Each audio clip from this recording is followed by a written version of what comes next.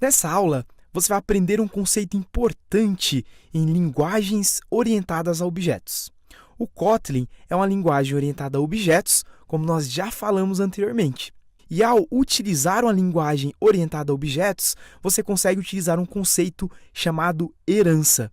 Herança, em uma linguagem orientada a objetos, permite uma economia de códigos e que você desenhe sistemas de forma muito mais estruturada. Então, para entender esse conceito de herança, vamos ao mundo real, e aqui nós temos um cão e nós temos um pássaro. No mundo real, tanto o cão quanto o pássaro, eles têm cor, tamanho e peso. Eles possuem também ações. Então, por exemplo, o cão ele pode correr e dormir. O pássaro ele também pode correr e dormir. A diferença é que o cão ele pode latir e o pássaro ele pode voar. Então, eles possuem algumas diferenças.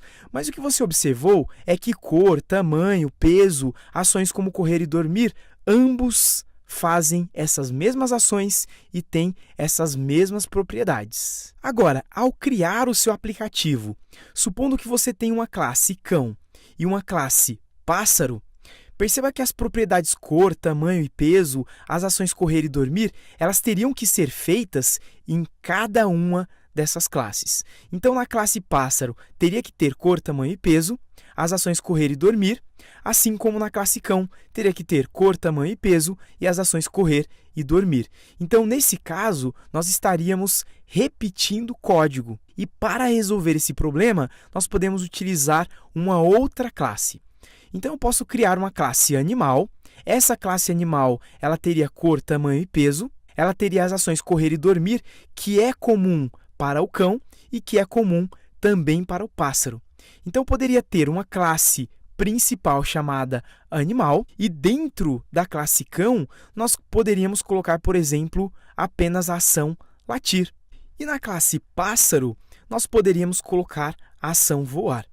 É claro que, mesmo na classe cão e na classe pássaro, elas também poderiam ter propriedades diferentes. O cão ele poderia ter propriedades diferentes, mas a ideia aqui é criar uma outra classe e criar uma relação de herança dessa classe animal para a classe cão. Ao criar essa relação de herança, automaticamente, na classe cão, nós já teríamos cor, tamanho, peso, ação, correr e dormir. Eu não precisaria reescrever novamente. Nós chamamos essa classe animal de classe pai. E nós chamamos essa classe cão e a classe pássaro de classes filhas, pois ambas as classes passam a herdar tanto propriedades quanto ações da classe pai, que é a classe animal.